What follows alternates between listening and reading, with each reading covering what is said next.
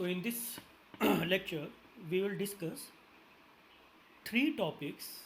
The first topic is what is quadrature amplitude modulation, and if this is a QAM transmitter, then what is the bandwidth occupied by the QAM. So first we see the constellation of QAM signal, and we will see the bandwidth occupied by the QAM signals. Next we will see what is M-array FSK. We have seen binary FSK earlier. So binary FSK, MFSK is generalization of the binary FSK that we will see in the second topic. The second topic of the discussion is MFSK, how the constellation of MFSK would look like, and what is the bandwidth occupied by the FSK signal. And lastly we will see the comparison of all the QAM, PSK and FSK MRE schemes in terms of bandwidth efficiency. So let's start with the first topic, that is QAM. So in PSK, the constellation of our PSK is such that it always lie, all the points or all the symbols always lie on the radius, same radius, and only the information is carried in the face part of these symbols. This is what we have seen when we studied MRE PSK. But can we also embed the information at the amplitude part? That means, what do I mean? Can we make any constellation like this? There are few points which have same amplitude, but the information is carried in the phase part, and also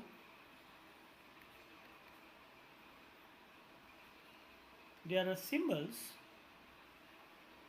whose amplitude is different or whose magnitude is different, and therefore the information is also put in the amplitude part of the symbol.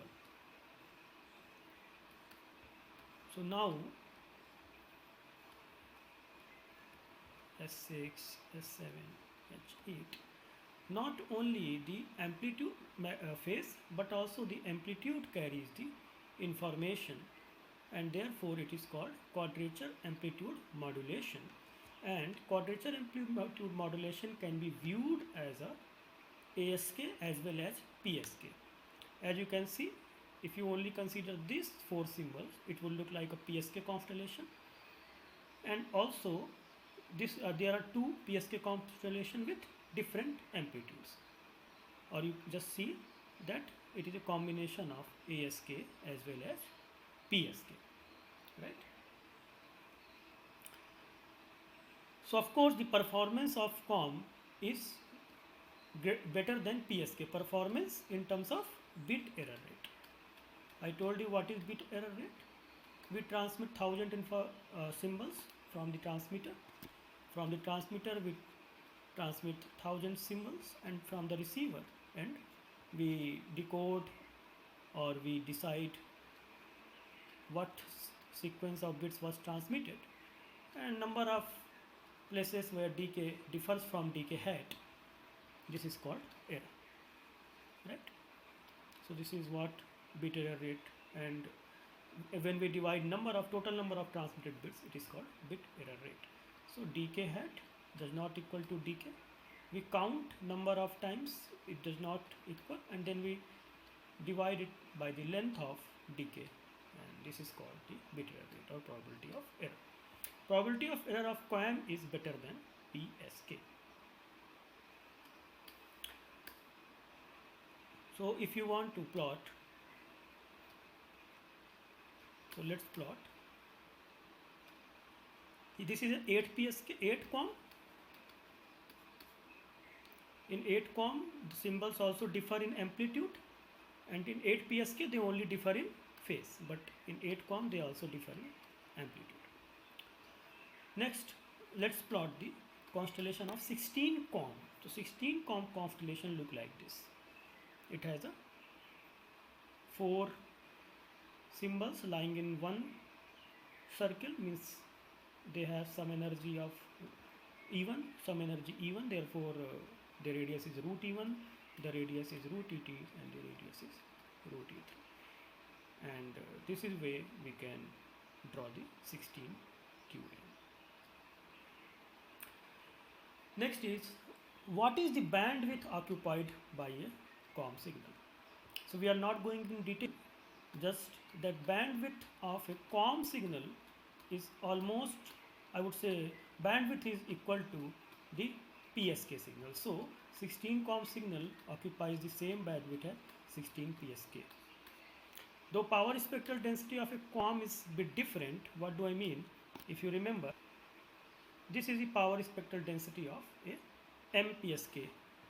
So the power spectral density of M QAM will be same, the bandwidth will be same, not the power spectral density, but the amplitude might differ. So amplitude might differ, but the null points will be same. That is, bandwidth will be same, though power spectral density might not be same. So what we have seen, that bandwidth of a QAM signal is almost, or bandwidth is same as the PSK signal. So you can write that bandwidth of M QAM is same as bandwidth of MPSK. So what was the bandwidth of MPSK? 2 by log 2m into TB, and therefore bandwidth of QAM will also be same as 2 divided by log 2m into TB. Note it down.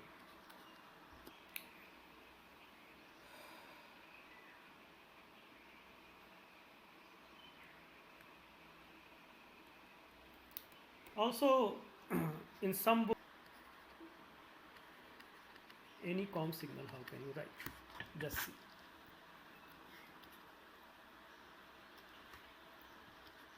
So just take any symbol A comma B, and let's take its value is A1 comma B1. So A1 cos, or A1 phi IT, which is cos 2 pi FCT 1 over root TB, plus B1 1 over root TB sine of 2 pi FCT.